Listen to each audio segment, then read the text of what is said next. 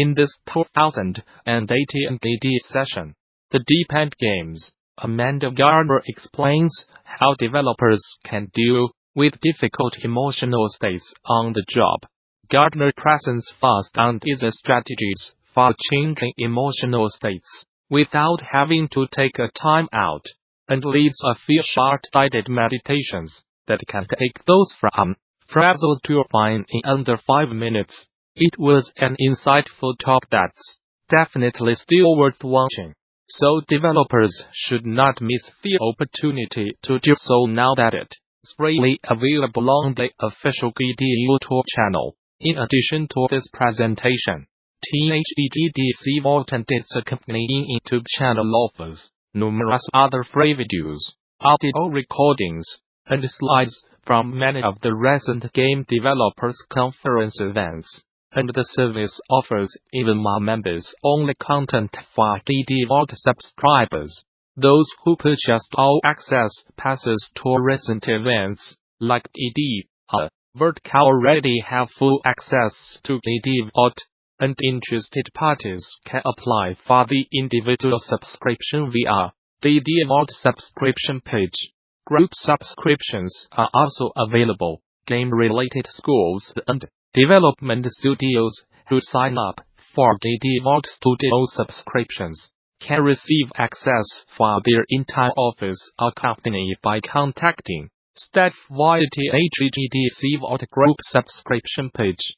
Finally, current subscribers with access issues can contact DD Vault technical support. Hey game makers, Double Fine on DM8-bit, as popular indie game showcase day of the Devs returns to OGDC this year, and organizers are now accepting submissions from devs who want their games to be a part of it. This fun DD-sponsored showcase, which is returning for the 7th consecutive year, brings players and developers together for a celebration of some of the year's biggest indie hits. DD attendees will be able to stop by the day of the Devs Interactive space at the Moscone Convention Center in San Francisco throughout DD Week, March 18th through the 22nd, to check out the games, chat with the folks that made them, and just generally chill and have a nice time. If you do like your game to be a part of that, make sure to submit it via this form ASAP. Organizers say they are hoping to finalize a list of games in the showcase by early February. We will provide machines on TVs for all the games, so hopefully you will just be able to slide in and have a good time. Read this year's submission form. We are hoping to nail down a list in early February, and we'll let everyone know one way or another ASAP. On behalf of United Nations. In addition to a spot on the BD show floor, games selected to be a part of the Day of the Dev showcase will also be eligible to take part in a special off-site presentation at the Alamo Draft House in San Francisco, where games will be showcased on the big screen. For more details on OGDC 2019, visit the show's official website, or subscribe to regular updates via Facebook, Twitter, or Gamasutra and DD are sibling organizations under parent company Informa.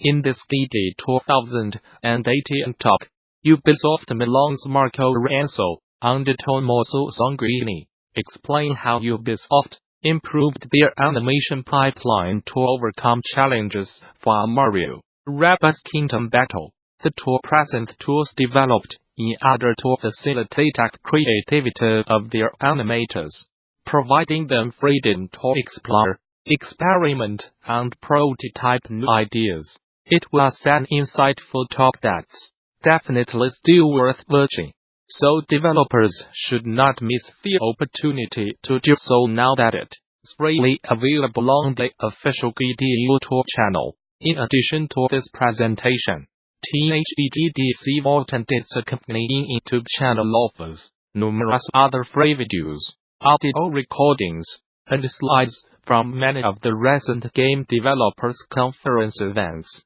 and the service offers even more members-only content for DD Vault subscribers.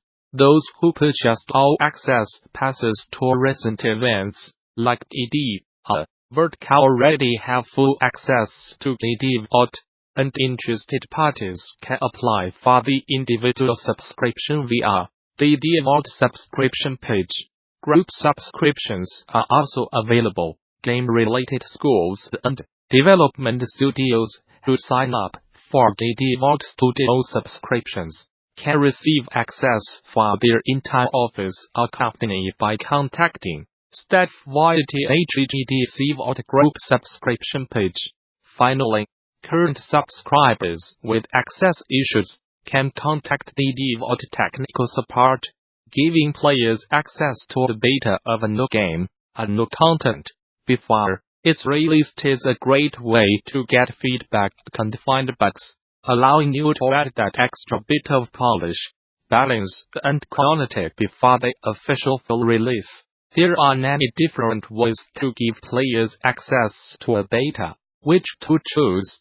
In this article do you like to give a comprehensive list of options in today's market and discuss the differences? Traditionally, bugs in games are found by QA testing companies. However, hiring a QA company to exhaustively test a complex game is very expensive. Many smaller companies do not have the budget to hire QA at all, or can only get a limited amount of QA, and cannot let QA cover every aspect of the game, let alone doing so repeatedly for every update. However, even if you do have the budget for large amounts of QA testing, that will not give good feedback on whether a new feature is actually fun or balanced. That requires real players experiencing the content in the wild. So whether you can afford paid QA or not, a beta might still be a good idea. There are many aspects to doing a beta. Should everyone get access? Only a limited number of players. Is the beta for a new game that has not released yet, or for new content for an existing game? Is the beta also intended to gather additional development funds, only for testing purposes? Another interesting topic is what to actually put in a beta. Should it be all the content, or only a portion so as not to spoil the main release too much? There's an interesting bit about that in this talk about Diablo 3. How early should we do a beta? Although these are important questions.